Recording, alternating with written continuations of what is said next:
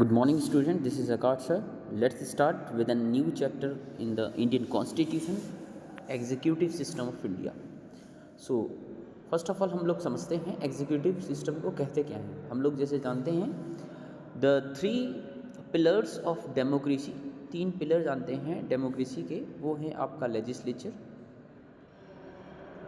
दूसरा होता है आपका एग्जीक्यूटिव, तीसरा होता है आपका जुडिशियरी. ओके स्टूडेंट्स, अर्थात विधायिका, कार्यपालिका और न्यायपालिका. ये तीनों जो हैं स्तंभ हैं किसके? लोकतंत्र के, डेमोक्रेसी के. ठीक है, डेमोक्रेसी के ये पिलर हैं. अगर ये तीनों पिलर में से एक भी पिलर अगर टूट जाए तो जो इमारत है वह गिर जाएगी.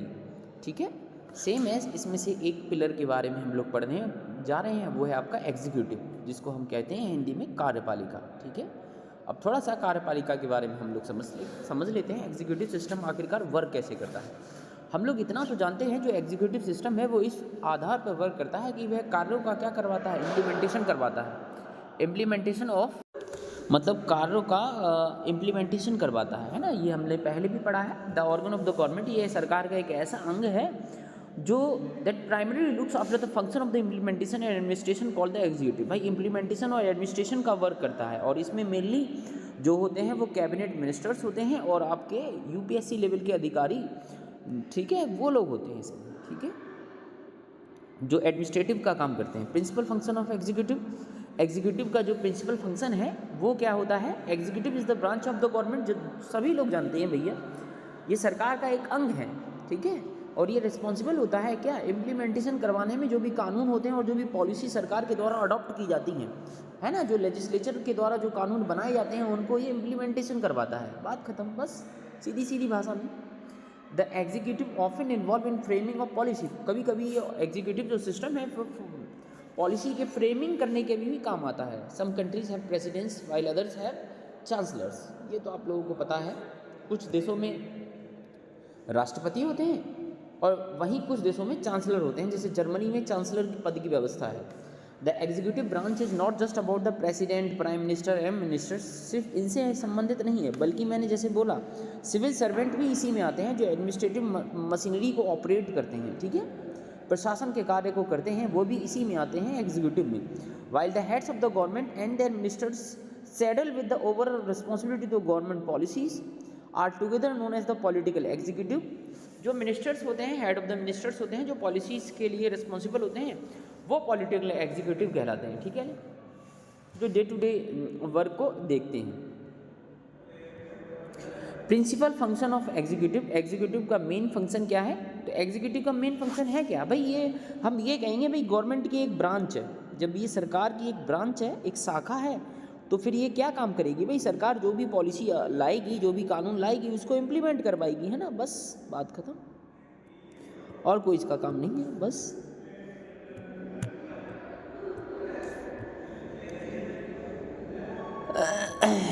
What are the different types of executive. Executive के डिफरेंट टाइप्स थोड़ा सा हम लोग समझ लेते हैं. जैसे अगर हम बोलें प्रेसिडेंशियल सिस्टम है, ठीक है, तो प्रेसिडेंशियल सिस्टम में जो हेड ऑफ द गवर्नमेंट होता है वो प्रेसिडेंट होता है. ठीक है, in this system office of the president is very powerful both in the theory and the practice. ठीक है भाई, थ्योरी में भी अगर वैसे लिखा पढ़न की बात करें और प्रैक्टिकल वर्क में भी जो ऑन द ग्राउंड जो है प्राइम मिनिस्टर, जो प्रेसिडेंट ऑफिस होता है, वहाँ का जो हेड होता है वही प्रमुख होता है.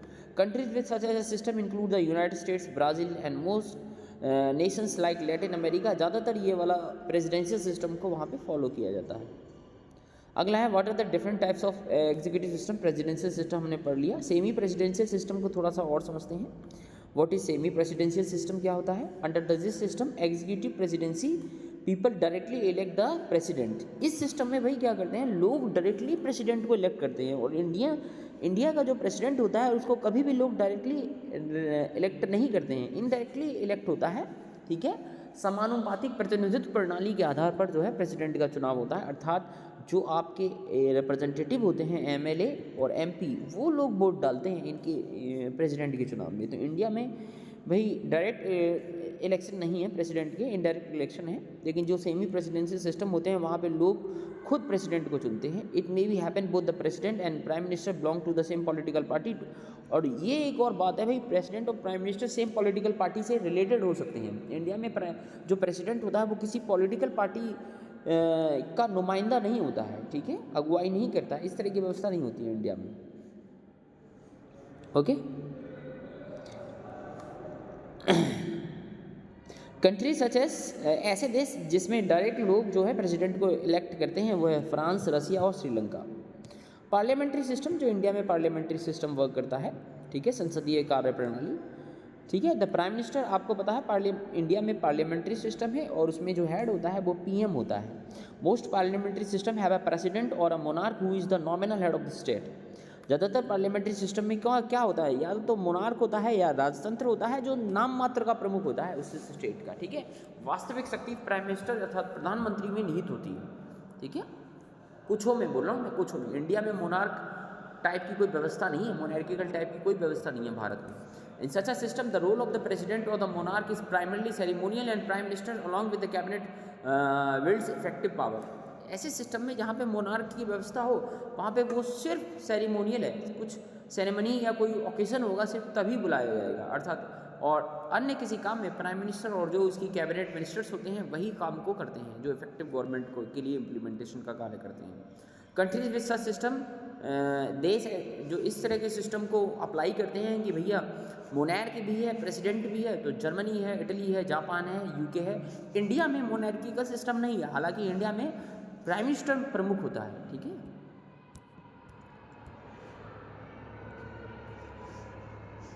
अब चलते हैं parliamentary executive in India. India के पक्ष से अगर हम बात करें, India already had some experience of running the parliamentary system under the act of 1990 and 1935। जैसा कि मैंने बोला था आपको, भारत में जो संविधान की नींव रखी गई थी वो कोई आज या कल की बात नहीं है, वो पहले से ही अंग्रेजों के ज़माने से ही जो बहुत सारे एक्ट आए थे उनमें ही हमने बहुत सारी चीज़ों को वहाँ से सीधे अडॉप्ट किया है। तो अंडर द पार्लियामेंट्री सिस्टम को हमने अंडर द एक्ट ऑफ 1990 और 1935 का जो भारत शासन अधिनियम आया था वहाँ से अडॉप्ट किया।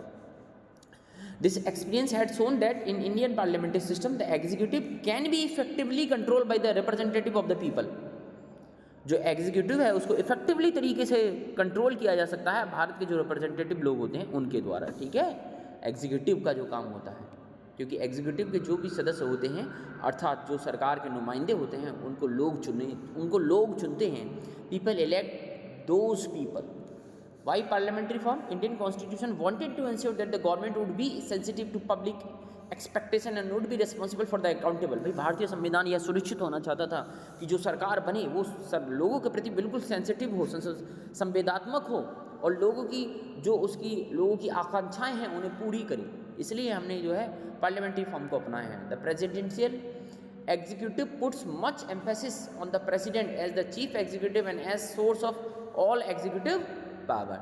द प्रेसिडेंशियल एग्जीक्यूटिव सिस्टम जो हमने अपनाया है वो ज़्यादा प्रभावकारी है on the president as the chief executive as the source of all executive power. सभी सोर्स पावर का कौन होता है? प्रेसिडेंट होता है। लेकिन असल में बताऊं तो भारत में जो राष्ट्रपति होता है वह नाम मात्र का प्रमुख होता है, वास्तविक शक्ति प्रधानमंत्री के हाथों में नहीं है।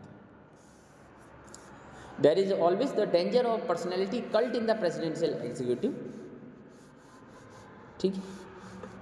Executive will be answerable and controlled by the legislatures or of all people's representative। Executive को हम क्या है? answerable हैं, वह आपके प्रश्नों का जवाब देने के लिए उत्तरदायी है एंड कंट्रोल कर और लेजिस्लेचर के द्वारा उन पर कंट्रोल स्थापित किया जा सकता है। और लेजिस्लेचर क्या होती है? विधायिका, ठीक है। इंडिया में दो तरह की विधायिका है, एक सेंट्रल लेजिस्लेटिव असेंबली और स्टेट लेजिस्लेटिव असेंबली, जिसमें हम अपने रिप्रेजेंटेटिव को चुन के भेजते हैं, ठीक है, इस तरह से।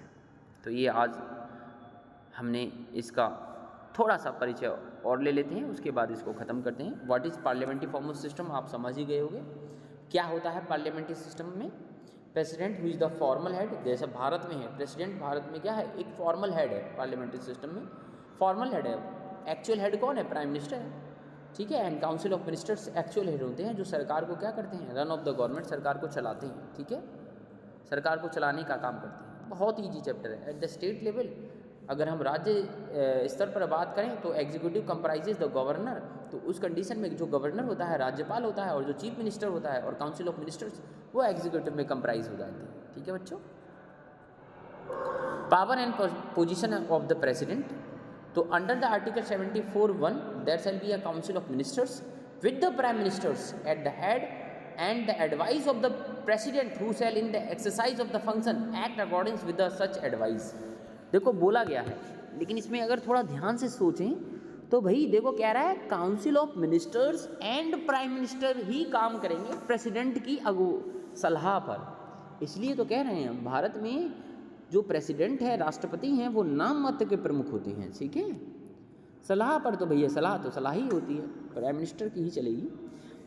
provided that the president may require the council of ministers to reconsider such advice and president shall act in accordance with the advice tendered after the such reconsideration। इसमें क्या क्या प्रोवाइड किया गया है, जो प्रेसिडेंट है मे रिक्वायर वो पूछ सकते हैं द काउंसिल ऑफ मिनिस्टर्स से टू रिकन्सिडर सच एडवाइस, कि भाई जो मैंने आपको एडवाइस दी थी उस पर दोबारा से रिकन्सिडर करो, जैसे मैं बोल रहा हूँ वैसे करो, ठीक है। But and the president shell act in accordance with the advice, और प्रेसिडेंट भी उस एडवाइस के अकॉर्डिंग काम करेगा, ठीक है। तो यहीं से पता चल रहा है जो प्रेसिडेंट है वो नाम मात्र का प्रमुख होता है। तो आज के लिए इतना काफ़ी स्टूडेंट्स, कल मिलते हैं, थैंक यू।